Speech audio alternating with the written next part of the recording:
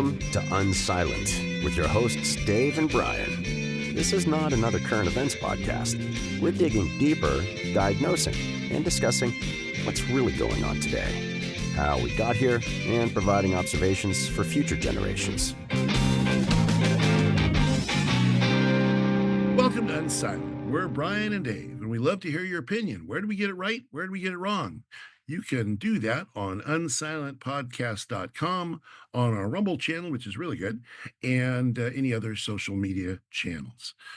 So, Brian, what's on your mind today? Well, I was just thinking about how tired President Biden must be.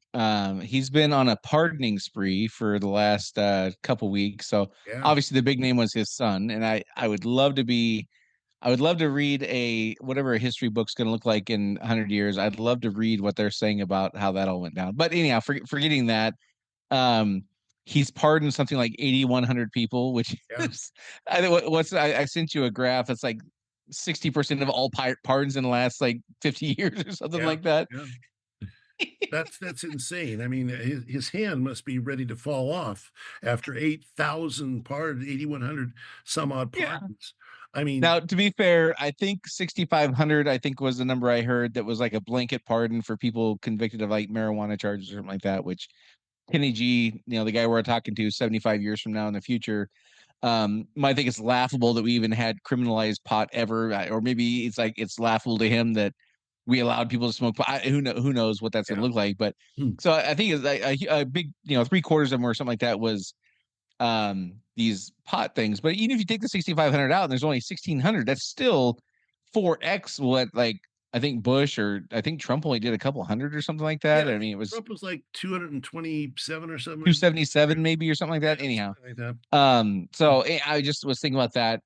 And then the other big story the last couple weeks that I think we would be remiss not to at least mention, because I do think this will be something that history will kind of gloss over.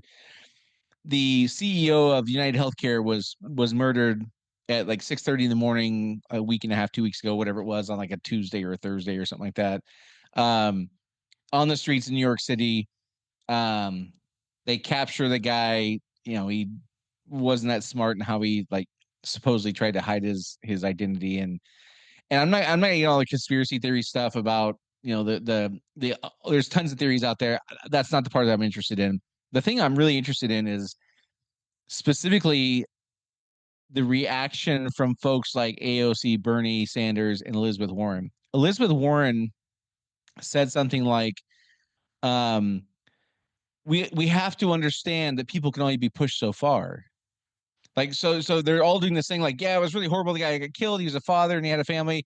But and you're like we know, like, whenever somebody does something like that, you can just omit everything they said before, but because it doesn't matter. What they really want to say is whatever comes after but, right? So she says, of course it's horrible. Of course I don't condone violence, but I also understand you can only push people so far. So my question is, why can't she understand that people who don't like what she's doing can only be pushed so far? Why does she not understand that, like, the general regular go to work every day, come home and watch your kids play baseball and watch a movie and go to bed kind of folks don't like what she's doing, and they also feel like they're being pushed into a corner? And when they react in ways you don't like I don't know, maybe like electing a president you don't agree with, or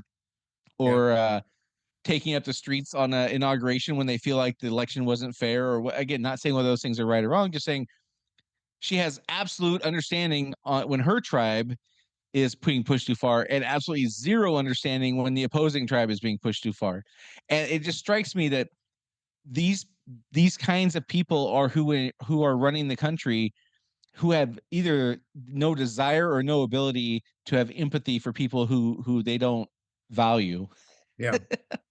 I think that in her case, I think it's a calculation.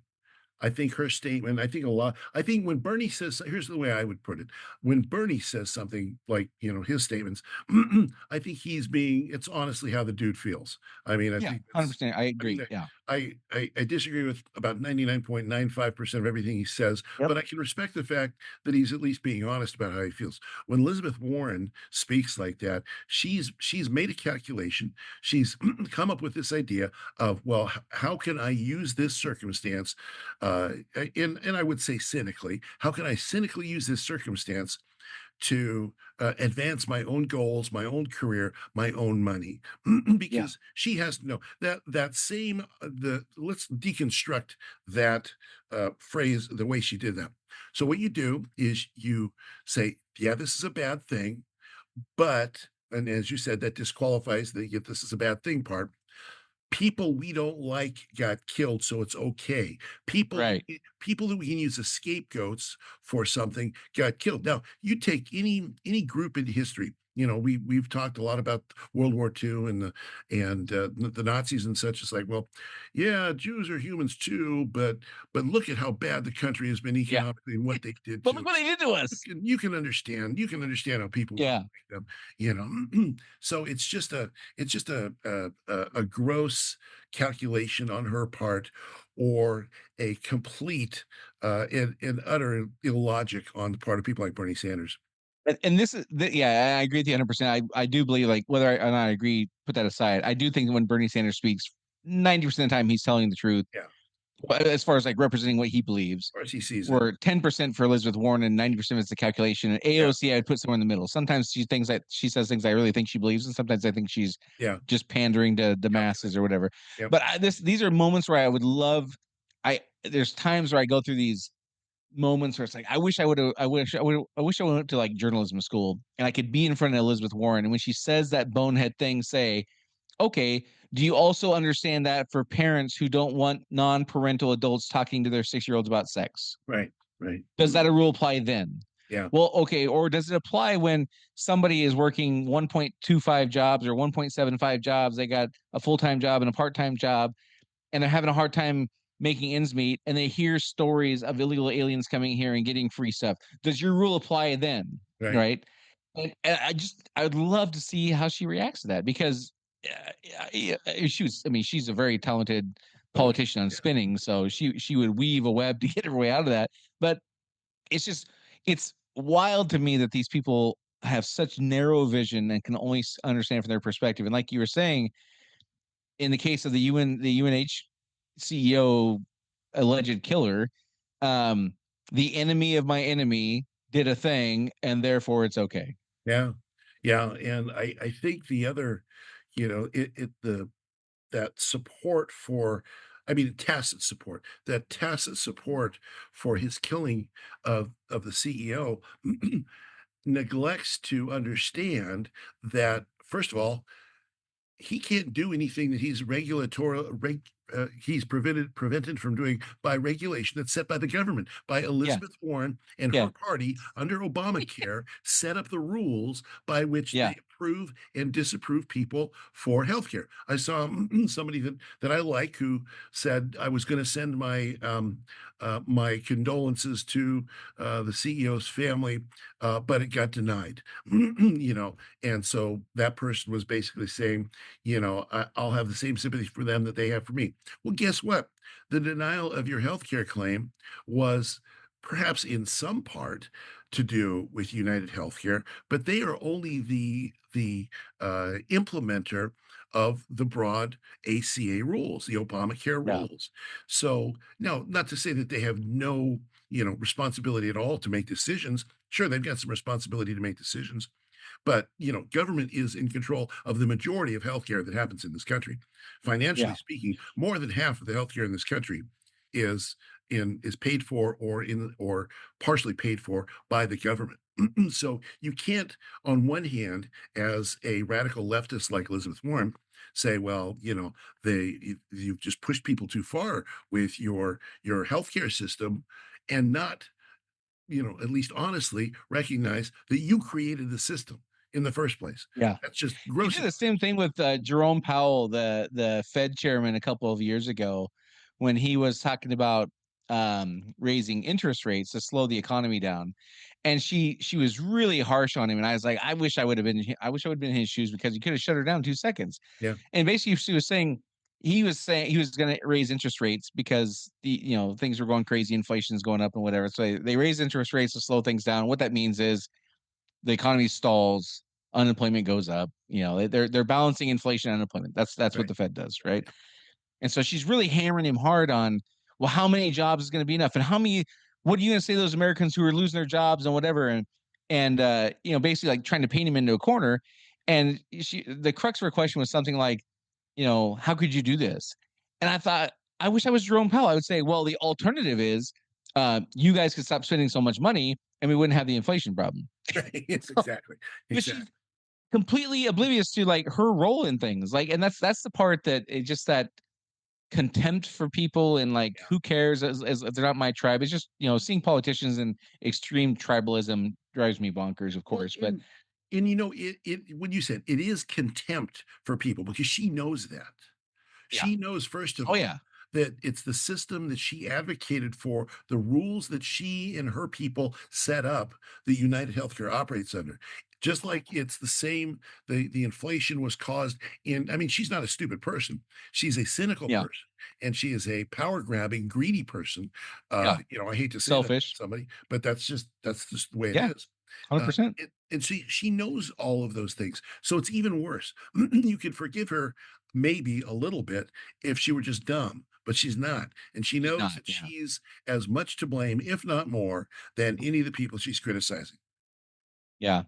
So another thing that has come to light here in the last couple of weeks that I think is pretty jarring, and I'm sure this will be covered in history books. I don't think that this will be something that's mass over unless we completely go like, the Chinese path where we just like erase history. The IG report, Inspector General report came out showing that the FBI had 26 confidential human sources at the Capitol on January 6th. And, there's still a lot of uncertainty at best about January 6th and like what actually happened. Like there's still the question that nobody in DC is addressing, which arguably, as Dan Bongino, a guy who has a podcast that's very popular now, says, it's the scandal of the century. And it's not hyperbole. It literally is a scandal of the century, which is we had the first female person of color as vice president who was being sworn in that day. A pipe bomb was supposedly found outside the building where she was at that would jeopardize the historical first person of color female vice president. And there's zero discourse about finding out who did that. There's zero discussion about the investigation. It's like that story just evaporated. And so it's becoming more and more clear, like all the things we think we know about January 6th are completely bogus. And the government's involvement is, even for those of us who thought, well, of course there's some kind of involvement, it's even greater than what we thought. And I don't know that we'll ever get all of the answers. I mean, that's the question. Will we ever get those answers?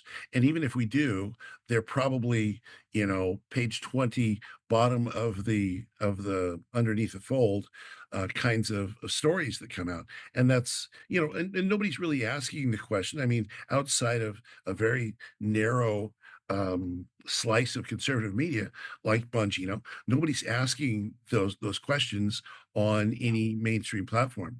And no, well, Trump's been so busy being a fascist, Dave, in their defense. Like, how could they? They're only human. They only have so many hours in the day. Yeah, I guess that must be it. That must be it. We're all in camps now. I mean, when you're dealing with Hitler, like who was going to bomb the historic first vice president? Like that pales in comparison when you deal with that when you got Hitler on your hands. Yeah, that must be it. That must be it. And the cynic in me says, I wonder, Dave, if there's any correlation between the number of pardons we were just talking about and things like this.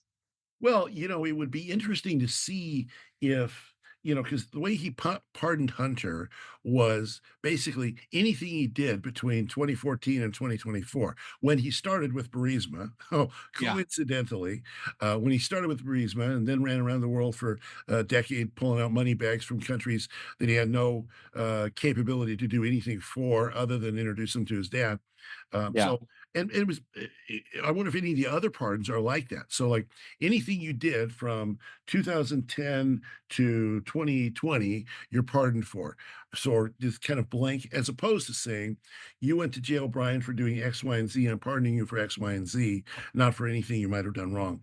If that's the Yeah. case, then I wouldn't be surprised to see pardons for folks that we don't know, but they were there. Yeah. Speaking of things that are just kind of swept under the rug, I'm gonna ask you about it because I don't know what's true. I don't even know what the truth kind of sort of is on this. There's lots of discussion going around, and again, I think this is one of those things that like history will forget about. That, and so I think it's important for you and I to talk about.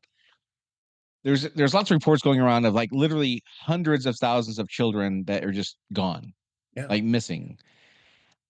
What's your sense? Is that an exaggerated number? Like I know it's not zero, but 300,000 seems like a lot. To I mean, Yeah.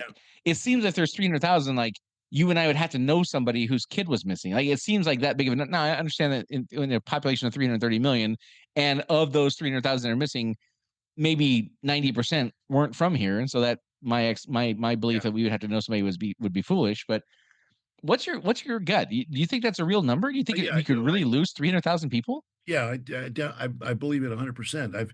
I've that it's one of the issues that I'm most horrified by and concerned by, and have been for a very long time, is child trafficking, and in particular child sex trafficking. And so I've seen a lot of numbers about that, this what they're talking about now with and just over the years.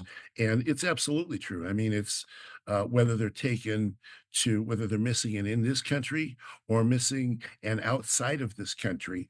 Um, and I think a lot of them they say that if you don't get a child back within like 48 hours, you're probably never going to see them again because they're, in the Middle East someplace, or, Turkey, or wherever.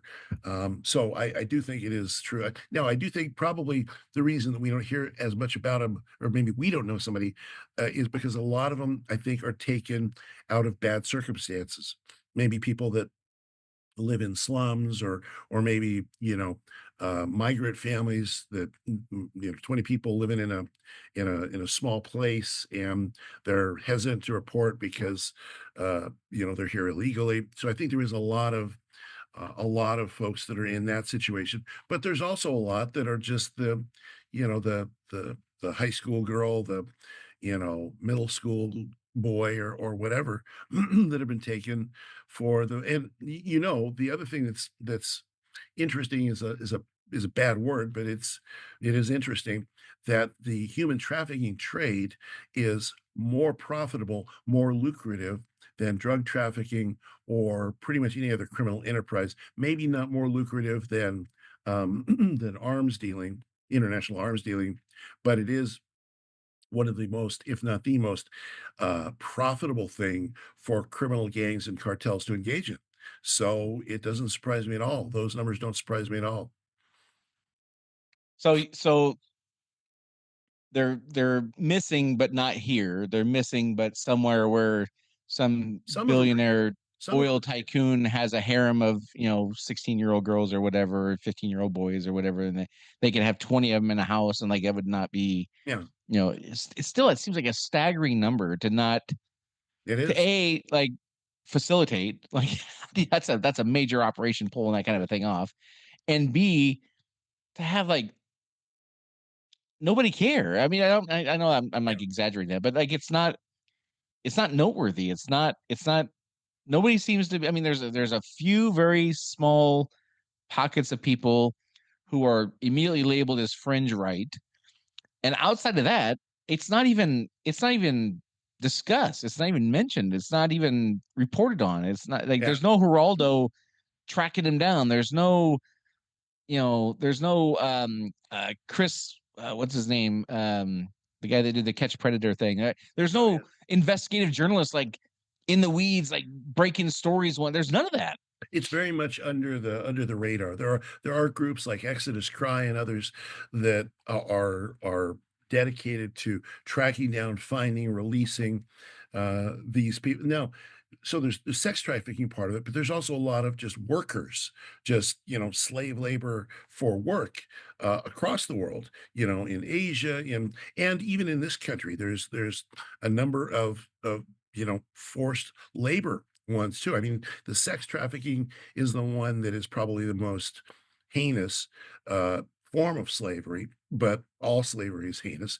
And I think a lot of people don't know that there are more slaves in the world now than there were when slavery was a common practice, back in the 1700s in the Yeah. U.S. It's a I heard something from I don't know if it was Patrick Bet David or who was it? They said that there's more slaves in the world today than there were all the slaves of the transatlantic slave yeah, trade yeah, throughout all history. yeah. Like all the years that was going, you add all those people up, there's more people in slavery now than there was back, and that blew me away. And the fact is, and you asked the question, well, how could it be? That's a major operation. Well, what it is it's a main line of business for every major criminal cartel in the world. I mean, that's why it happens because, pick your criminal cartel. The Tren de Aragua. I'm sure they're into slavery. I don't know that for sure, but I do know that for sure. Pick any major criminal cartel worldwide, and they're very much into that. I've heard stories of groups where mercenaries, like American retired Green Berets and such, partnered with organizations that track and find slaves, like in Turkey in particular. And they find them, they turn them over to the Mercs. The Mercs go in and get them, and then they bring them out, and then they try to, start working with these. And these people, when they're rescued from slavery, from sex slavery or any of that slavery, are so damaged, are so completely, they're prisoners of war who have been tortured. In essence, Yeah, that's what they are. yeah. It's in my estimation, it's probably the worst, thing. And I don't know why it is. I mean, I've paid attention to it for a long time, but I don't know why it is that it's not doesn't grab more people's attention. It did for a little while. You remember when Liam Neeson did his Taken movies? Yeah. And that helped to raise awareness for a period of time, and that was good. And people do get out of it. People are found, but unfortunately, most of the sex slaves don't last that long. They're burned out and then discarded. Yeah, There's a lot yeah. of it, but it's all over the world. It was Douglas Murray that Oh cited yeah, that yeah. about there being more slaves now than all the transatlantic slave years. The question I have is why wouldn't the government and the media, why wouldn't they want this to be top of mind? And here's what I mean. Um, when I was a kid, maybe high school, junior high, high school, somewhere in there is when the campaign of putting missing kids' faces on the milk Yeah, I cartons remember that. Yeah, became a thing, right? And people paid attention. People actually did stuff. Like yeah. they actually found children that way. Um, the show America's Most Wanted Mhm. was a number, like top 10 show for I don't know 20 years or something like that. People will tune in Yeah, when they think they can help. You look at the campaign to stop smoking that took off in the mid 80s, and my wife and I walked by somebody, I could smell a cigarette, and it had been maybe months, Dave, since I'd smelled a cigarette. yeah, I mentioned, I was like, holy crap, when's the last time you smelled a cigarette being smoked? Like it was so foreign. Like my point is, when they do things that people can help with, people do the right thing by and large. yeah, So if we know that, and they do, because again, they're very smart people. These are not dumb people in charge. They're they're not honest, maybe, and they're maybe yeah. selfish, and power hungry, but they're not stupid.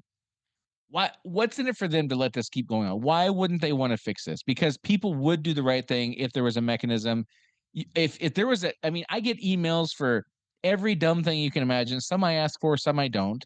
I get a daily email about gold bullion. Yeah. I keep somehow getting subscribed. I have to unsubscribe all the time to that thing, right? People would subscribe to an email, a daily top 10 missing children. Sure. I know they would. Yeah. So my question is, why won't they make this a thing? What's in it for them to continue letting this happen? I think And I there's don't two. know the answer. I think there's two reasons. I think there's two main reasons, and this is at the sort of the broad level. One of them is rage burnout.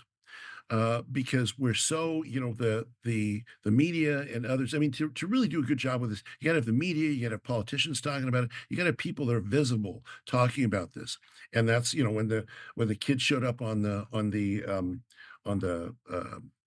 milk cartons, it was very visible. So you got to have visibility to deal with an issue like this, but it's not profitable for you're not going to raise a lot of money on it. One, as a politician, you're not going to be able to drive your political narrative as a media, MSNBC, CNN, etc. So, and there's other things they want you to be enraged about. They want you to be enraged about, the fact that we're the most racist country in the history of all countries ever. They Yeah. want you to be enraged that, the government isn't paying for genital mutilation of children. They want you to be enraged on these other things. And there's a recognition, and this is cynical on my part, but I believe it's true. There's a recognition of the power by the powerful people that you can't be enraged about everything. So that one's pretty low on the list of things that are useful to them to be enraged about. So it's rage Yeah. burnout, and it doesn't serve. It doesn't serve to raise money very well. It doesn't Yeah. serve to get people elected to politics, to positions very well. It gets people interested. If you get angry, I've been in conferences where they've talked about this, and it's just made me enraged. I mean, I'm like, Yeah. find these people, I'll choke them to death. It's just Yeah. it's horrific. It's just monstrous. But it gets people excited about those issues, not about our media elites and media leaders, etc. And that's what drives society. That's what Yeah. it's sad. Yeah, your two answers are better than my two. My first one was that just there's nothing in it for them to do it. No, yeah, They don't benefit anyway, yeah. other than like morally doing the right thing. And my number two reason, I know we're talking about politicians, so that's why I didn't even mention it at the beginning, right? And the second reason I have is, if we put too much effort into this, people they call friends might not fare well. Well, sure. Epstein, right? Epstein comes to mind. Not even Epstein, like not even on that scale. Just the Saudi Arabian Oh, whatever, yeah, like sure. Yeah, whoever, or yeah, you or bet. even their neighbor on what's the fancy island up there where Obama lives and all those Oh, yeah, um Nantucket. yeah, or no, Martha's Vineyard. Like Oh, Martha's Vineyard. Yeah, okay, yeah. folks that have those kind of houses can afford all kinds of fun idiosyncrasies Yeah, and sure, sure. um it's just it's I don't know of so many things that illustrate how our society has kind of fallen. This is Yeah, one that, and part of me is just skeptical. It's like it can't be that big of a number because if it was 300,000, they would have to do the right thing, right? Like kind of no. the inverse of my other thing. Like they wouldn't do that, right? Like this is kind of the inverse. Like they would have to do something, right? But No, I this guess this is one I where guess I they think we don't. need to firmly apply the Harding rule. It's no, they would not. It's because it's. I mean, I think it's also because it's so much of an outrage that if the public got outraged enough about this, we wouldn't have time or space for being outraged about other things, and that does not fit the narrative. We really could. I mean, if we said, okay, we're sending the Fifth Fleet to Turkey, we're sending it to Ankara, you know, and we're going to be outside there. And we've got Marines standing by. We want every single European, American, anybody that's now alive in the United States, they're going to be on the boat tonight, or the Marines are coming in. We could make something happen if we wanted to. Yeah. I think there's even tons of non-military things we could again just Oh, absolutely. awareness. Like again, I've been to conferences where they explain like here's how it goes down. Like Yeah. here's the signs to look for, and I don't know. It really saddens me. So maybe part of my issue is I'm just hoping that it's a false number so that Yeah. we're not quite that bad as a I don't think it society. is. Good I'm, grief. I'm convinced it's not. Wow. So a few weeks ago you and I talked about the Impoundment Act of 1974, which other Mhm. than being created in the best year ever, 1974, for obvious reasons, Dave. Yes. Um give us a history lesson here, and you and I don't usually dive into congressional Right. bills and laws from 50 years ago, but this one seems pretty meaningful. And to be honest with you, until a month ago, I had never even heard of it. I had no idea what it did, but it seems pretty meaningful in how we got in the situation we're in as far as just this spending frenzy we've been on for the last 35 years for sure, if Well, not yeah. 50. So what just kind of give us the bullet points, Dave. Walk us through it. Well, so basically what it does is it says Congress has the authority and ability, which we know outside of the act, to pass spending appropriations. We're going to go spend money on this. Now, it's the president's job, the executive branch's job, to do a lot of that spending. Now, this came about in 1974 during when Nixon was unwilling to fund. I think was it the special prosecutor? He was unwilling to fund things that would have led to his own impeachment, and so they said, "Wait a minute, you have to spend this money." No, I don't have to spend this money. It's been appropriated for this, but I don't have to spend it. And so they said, "Here's a problem with the." Construction of the Constitution is we've got no mechanism for making sure that money that we allocate gets spent. So they passed that Article 10 of in that year. Now, it came up again during Trump's first presidency because there was that money that was destined for Ukraine. Funny how Ukraine always comes into our into our focus. I'm sure it's coincidence, Dave. Let's not read too much into that. It's got to be coincidence. So, there was that money that was destined for Ukraine. He said, "Yeah, I don't really want to send it right now." And so they got really upset about that, and they quote the Impoundment Act. And no, the Impoundment Act has it's got some good provisions because you certainly don't want to have Congress do their job. They have the power of the purse. They're supposed to spend the money.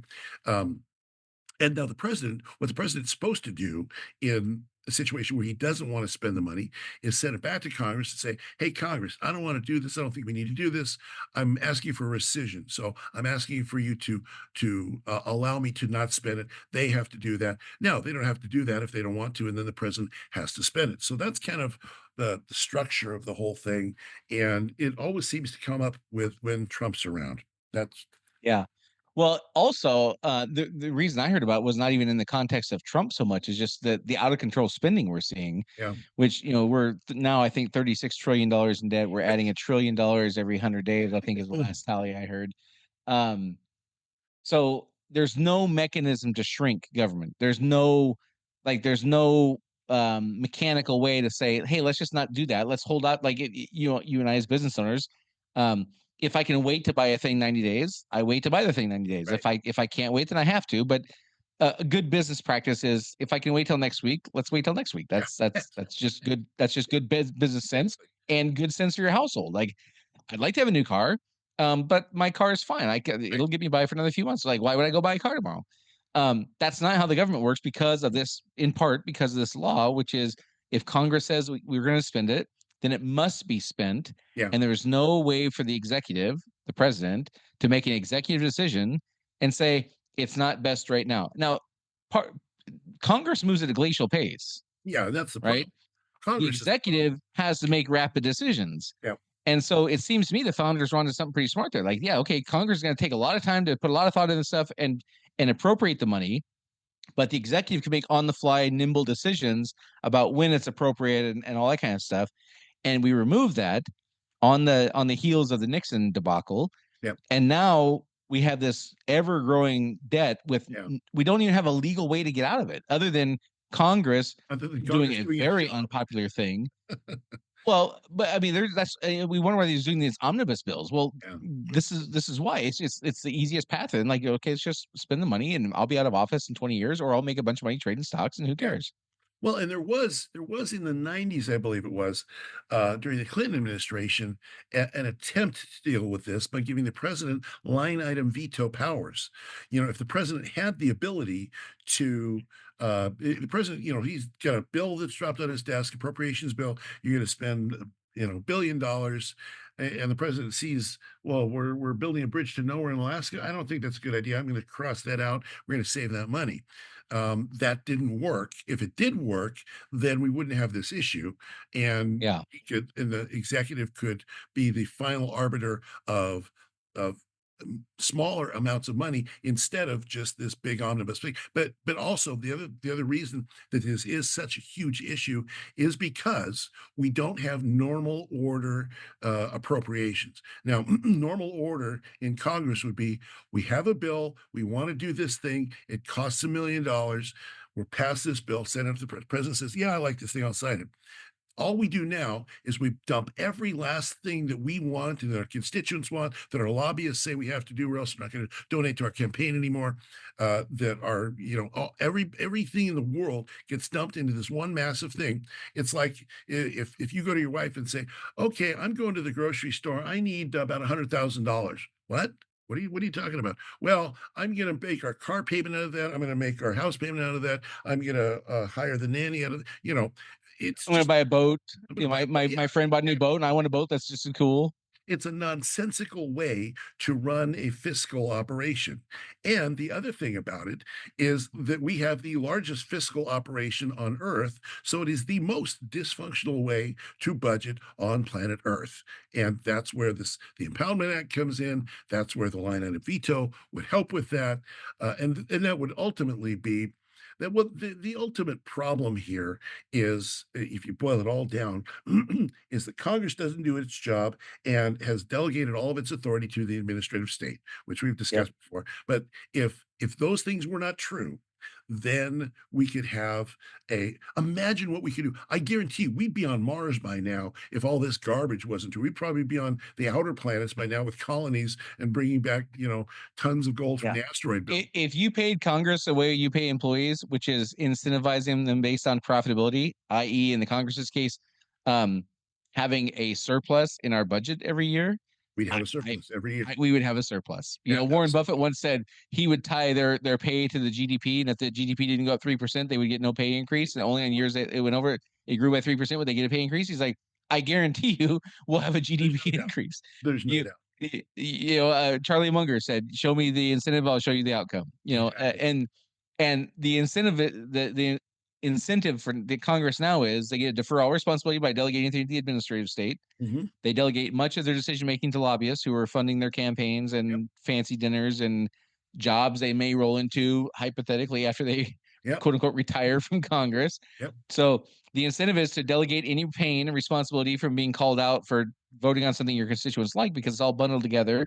And you can say, well, of course I voted for that thing that crushed all orphanages in schools for homeless kids, because I had to, because it was tied to this other thing. It was way more important, and Yeah. you can't really argue your way out of that. Like, okay, Yeah. well, it was a judgment call.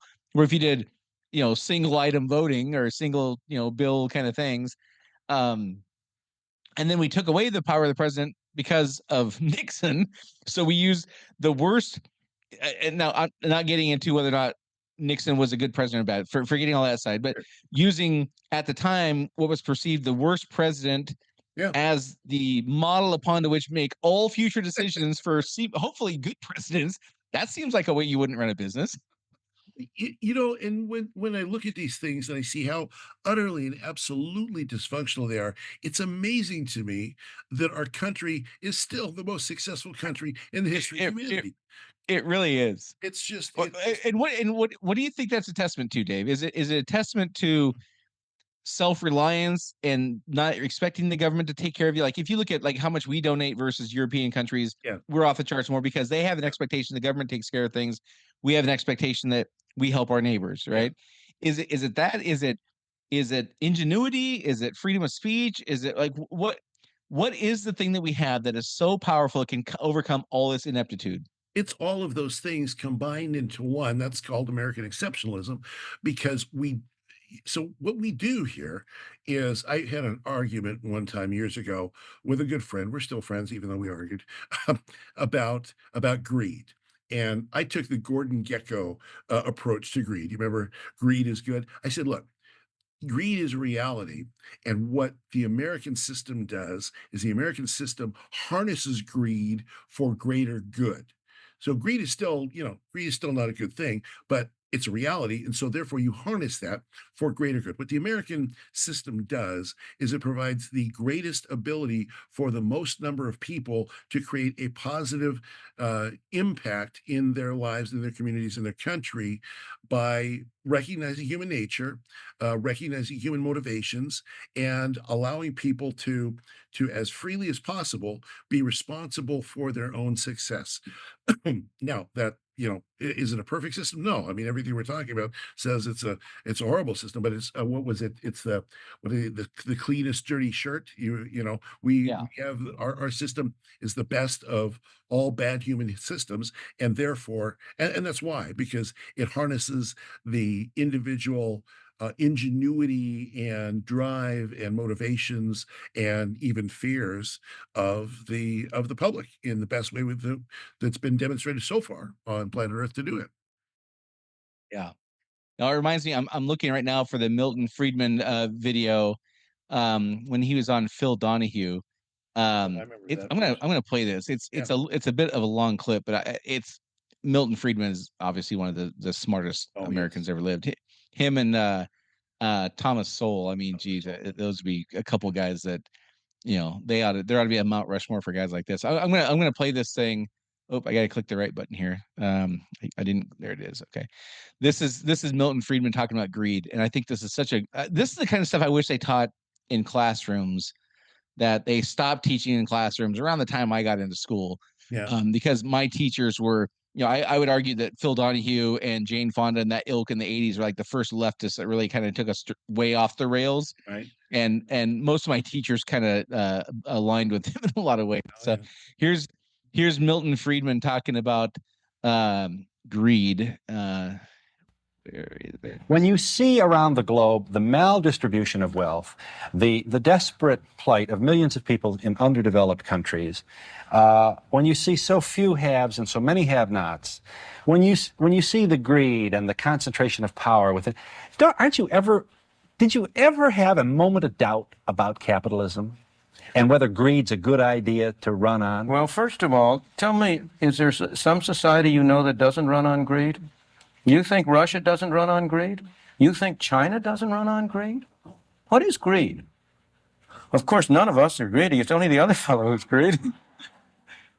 The world runs on individuals pursuing their separate interests. The great achievements of civilization have not come from government bureaus.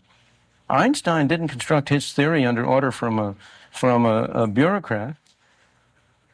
Henry Ford didn't revolutionize the automobile industry that way. In the only cases in which the masses have escaped from the kind of grinding poverty you're talking about, the only cases in recorded history are where they have had capitalism and largely free trade. If you want to know where the masses are worst off, it's exactly in the kinds of societies that depart from that. So that the record of history is absolutely crystal clear that there is no alternative way so far discovered of improving the lot of the ordinary people that can hold a candle to the productive activities that are unleashed by a free enterprise system. But it seems to reward not virtue as much as ability to manipulate the system. And what does reward virtue? You think a communist commissar rewards virtue? You think a Hitler rewards virtue? You think, excuse me, if you'll pardon me, do you think American presidents reward virtue? Do they choose their appointees on the basis of the virtue of the people appointed or on the basis of their political clout? Is it really true that political self-interest is nobler somehow than economic self-interest? I think you're taking a lot of things for granted. And just tell me where in the world you find these angels who are going to organize society for us. Well, I don't even trust you to do that. Brilliant. It's brilliant. It really is. And as you were talking, just reminded me of that, and I think this is an interesting point that it never really occurred to me before, which is despite all these blunders and piss poor decision making and horrible policies and horrible execution, we still are the most prosperous country that's ever lived or been. And why is that? And maybe what he just described is exactly what it is. It is. And I think it also goes to a fundamental rule that the populace and the media in particular, the media and elites have lost on systems construction. And you know this, as a business owner, you have to know this. You build your systems on the majority case and on rules, and you don't tear them down just because they're exceptions. There are always exceptions. So the things that Friedman is bringing up is here's how you build an effective system of an economy. And Donahue Yeah. brings up, well, but what about this? What about the problems with it? Yeah, problems exist in every single system. You don't design a system around the problems, you design it around the majority outcome that you think you can Yeah. achieve, and then you judge it and see if you do. And this is Pareto principle, 80-20 where rule. these things come from. And if they would have followed the Pareto principle after Nixon, they wouldn't have done the Impoundment Act. They would have said, okay, let's not make all our decisions based off what we think is the worst president ever and build systems to hem that guy in. Right. Let's figure out a way to make us more prosperous, given that 80% of the time we're going to have a reasonably competent president. Yep, exactly right. 80-20 rule. All right, so I think we've solved the problem there today. I hope that in the future when Kenny's listening to this, they just take what you and I say and just model the new government that'll be unfolding around that time, based strictly off of what you and I say, and I think we'll be good. I'm envisioning. You remember at the end of Bill and Ted's Excellent Adventure, where they had the monument of the two guys up there. I think you and I'll be there. You know, I'm almost certain of it. And then 150 years later, they'll tear it down in complete disgust. Yeah, they'll in riots. Yeah. All right, so the last thing I have for this week is something that I find very, very interesting. Now, and this is dear to my heart for a couple of reasons. One, my mom worked in the restaurant industry for like 40 years, many, many years. And also, I really don't enjoy eating out that much anymore because of how people let their children behave. Oh yeah. Like there's many a meal that I've been out and people are like, my wife and I went to a place here in the town we live in, which is a very nice community. We went to a place and it was like they had like a baseball tournament, and there was kids like literally climbing over the back of the booths and stuff like. It was mayhem in there, and we just left. Yeah, it's just not for us. Anyhow, so uh, a family was horrified, Dave, by this notice that the restaurant staff hands out. I'm going to read it to you so you can see what prompted the patrons being horrified. All right. The title is Polite Notice. We request any customers dining in with young children to keep noise at a reasonable level and to not let children run around the restaurant. It is dangerous as our staff is often walking around with hot food. Additionally, it is inconsiderate to other diners. In order to look after both our staff and customers, we reserve the right to refuse service. Thank you. And people were horrified by that. Now, as I've commented not on this podcast, but to friends before, especially in a restaurant where they're serving coffee and things like that, and you got a kid running a 4-year-old kid running around, I promise you, 96.5% of the time, if the waitress spilled the hot coffee on the kid and scalded him, they would sue the restaurant owner. Certainly, for sure. And so this is where we're at now. And now part of what gives me hope again is I think the tide is turning. Yes. And the reason I saw this is because people are mocking it. And so kind of going, I don't know whose rule book was it? The communist rule book, like one of the top 3 or 4 or 5 rules was mocking people. That was how you like that wasn't Marx, was it? That was I don't know. Actually, I'm not sure. Yeah, like part of the Communist Manifesto or one of those kinds of things. Like the rule book of like top 10 things you do. Like one of them is like mocking people, and used to is even 18 months ago or maybe even 4 months ago, people with traditional Judeo-Christian values were the ones being mocked, and people who like didn't want trans people educating their kids about sex when they're 6 years old. Like, you're the weirdos for not wanting that. And the tide is changing. And even on things like this, I think the tide is changing where, okay, we've gone too far. It's okay to have your kids sit and be quiet while other people enjoy their meals. It's not asking too much.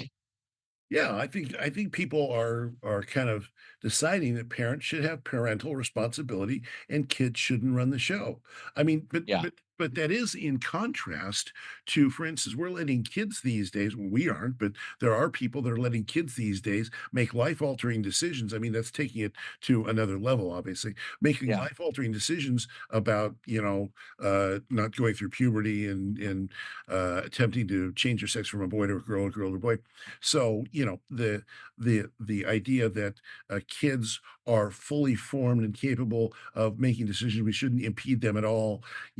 It's the reverse of the way things were in, like, when I grew up. It's like you better sit down and get a spanking. Well, now Yeah. what would be called, but I Yeah. do think that there is and I'm not advocating for spanking or whatever, figure it out. But the bottom line is that I think we're getting back to a place where there can be roles. A parent can have a role, and that role is a control and authority role, and the kid must obey that role, or there are consequences if Yeah. you do not obey that role. Yeah, and I would even take it a little bit further in that. What I mean is, up until maybe 3 days ago, a great percentage of the population is like, well, my kid is so special. My little Timmy is so Right. special. Their needs trump yours. Right. And if you're not having a good time, that's okay, because Timmy's having a good time. That's what really Right. matters around here. Yeah. And I think that kind of sentiment is changing. People are like, you know what?